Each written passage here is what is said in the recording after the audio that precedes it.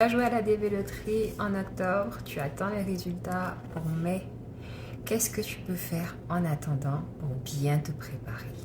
Première chose, apprends l'anglais. Ton rêve est de venir vivre aux États-Unis. La première des choses que tu dois faire, eh bien, ce serait de parler anglais. Parce que aux États-Unis, on parle anglais. Donc, fais des cours. Il y a des cours en ligne qui sont gratuits. Il y a des cours qui sont payants. Ça dépend de toi. Si tu es très motivé, tu peux prendre des cours payants. Sinon, il y a des cours gratuits. Tu n'es pas obligé d'être complètement bilingue avant de venir. Mais il faudrait au moins que tu puisses comprendre ce qu'on te dit et que tu puisses répondre de façon basique aux questions qu'on te pose. Je l'avais dit dans une vidéo précédente. Lorsque tu arrives à l'aéroport, il y a un agent d'immigration qui va te poser des questions. Il va bien falloir que tu répondes, d'accord? Donc, apprends déjà les bases pour pouvoir t'exprimer. Commence à regarder des films en version originale, des films américains, parce qu'il y a différents types d'accents. Commence à regarder des films américains en version originale, sous-titrés en français d'abord, pour qu'au moins tu puisses savoir de quoi il s'agit.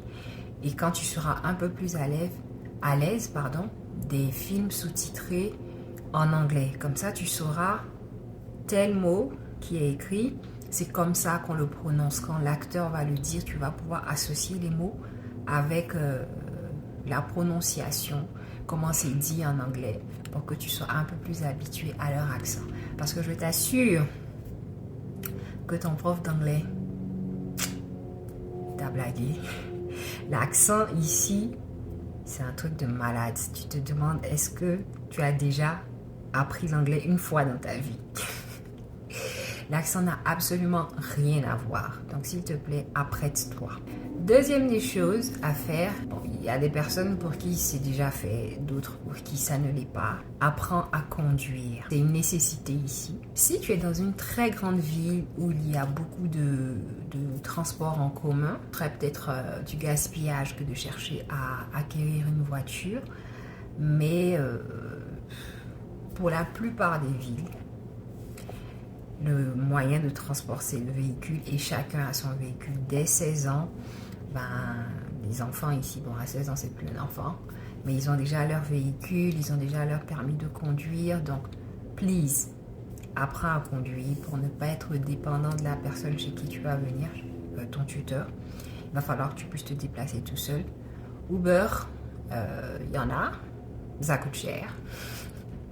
Donc, l'idéal est que tu puisses être autonome et indépendant. Donc, si tu ne sais pas conduire, apprends à conduire. Je ne peux pas te dire si ton permis de conduire sera valide ici. De ce que je sais, il va falloir que tu repasses ton permis. Mais il paraît, je n'ai pas de preuves, il paraît que dans certains states, dans certains États, tu peux faire je ne sais pas si ça se dit équivalence, en tout cas quelque chose comme ça, pour que tu puisses utiliser ton permis que tu avais déjà eu. Mais bon, apprête-toi déjà à repasser le permis. Donc, il va falloir que tu puisses bosser ton code qui est différent ici. Par exemple, si tu es au feu rouge, que tu vas à droite, même si le feu est rouge, tu peux passer à droite. À Abidjan, c'est pas possible, mais bon, ici, ça l'est. Donc, il y a certaines différences, qu'il faut intégrer. Et puis, on roule doucement, on ne klaxonne pas sauvagement. Bon, ça dépend des États, mais quand même. Donc, tu as compris, il faut apprendre à conduire ou bien t'apprêter à repasser ton code de la route pour avoir un nouveau permis. Troisième chose, ça c'est plutôt administratif. Si tu n'as pas de passeport, apprête ton passeport. Bon. Si tu es quelqu'un qui a déjà l'habitude de voyager, pour toi, tu n'es pas concerné. Mais si tu es quelqu'un qui était comme moi, je n'allais nulle part. Voilà, c'est mon mari qui m'a obligée à faire mon passeport. Je vais vous raconter cela une autre fois dans une autre vidéo. Donc, fais ton passeport. Parce que pour remplir la DS-260, qui est le document qui certifie que tu es intéressé à poursuivre la procédure pour obtenir ta green card et tout ça, ce document-là s'appelle la DS-260 et il faut le remplir rapidement dès que vous avez la notification que vous êtes sélectionné à la DV Loterie. Donc pour remplir ce document-là, il faut le faire avec son passeport. Donc si tu n'as pas de passeport, ben, il faut déjà t'apprêter à le faire. Mon conseil, c'est que si tu es dans un pays où pour faire le passeport, ça ne prend pas beaucoup de temps, ben, attends que les résultats sortent pour pouvoir faire ton passeport. Comme ça, si jamais tu n'es pas sélectionné, bon, c'est relancé. Mais entre-temps, tu dis que tu veux voyager, tu n'as pas de passeport. Est-ce que c'est logique? Est-ce que c'est normal ça? C'est pas normal. Donc, tu dis que tu veux voyager, non, tu veux venir aux États-Unis. Fais ton passeport et puis garde ça sous tes habits. Dans ton placard, tu gardes ça précieusement. Donc, c'est chacun qui voit. Mais si vraiment tu n'as pas les moyens, attends les résultats. Si tu es dans un pays où le passeport se fait en une semaine, attends les résultats. Dès que les résultats sortent, si tu es sélectionné, tu le fais. Mais si tu es dans un pays où ça prend du temps pour faire le passeport, 2 mois, 3 mois, 6 mois, j'ai été un peu étonnée de voir qu'il y a certains pays qui prennent vraiment beaucoup de temps pour faire les passeports. Dans ce cas, ben, commence la procédure dès maintenant. Ainsi, si jamais tu es sélectionné, tu ne vas pas perdre du temps avant de remplir ta DS-260. C'est important de remplir sa DS-260 rapidement. Et pour la remplir, il faut le passeport. Donc, apprête-toi en faisant ton passeport et en le gardant tout près de toi. Quatrième chose, et je pense la plus importante, commence à épargner. Mets de l'argent de côté.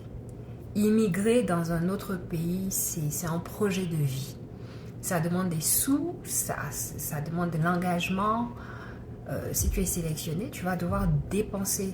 Tu vas devoir venir chez quelqu'un. La plupart du temps, il te faut avoir un tuteur et ou un sponsor pour certains pays. Donc, même si tu viens chez un tuteur, tu vas devoir acheter des vêtements chauds. Tu vas devoir acheter ta nourriture. Tu vas devoir payer un loyer. Même si tu viens chez ton frère, apprête quelque chose parce que ici, c'est pas là-bas. Donc, il faut vraiment être prêt à tout. Et puis, tant que tu n'as pas reçu tes documents, ta green card, tu ne peux pas travailler. Tant que tu n'as pas reçu ta sociale, ton numéro de sécurité sociale, tu ne peux pas travailler. Et ça, c'est des éléments sur lesquels tu n'as pas d'emprise. Tu lances la procédure et tu ne peux qu'attendre que tes documents arrivent. Donc, s'il y a un souci, si ça met un peu plus de temps, tu seras là, tu ne peux pas travailler. Si tu ne peux pas travailler, tu ne peux pas faire d'argent. Donc, comment tu fais pour vivre? Si tu viens avec ta famille, c'est encore plus coûteux. Donc, il faut que tu épargnes. C'est plus qu'important. C'est primordial, c'est nécessaire. C'est vrai, nous qui sommes chrétiens, nous qui sommes croyants, on se le dit, Dieu pourvoit, Dieu pourvoira. J'ai envie de dire, mais il faut être sage, d'accord?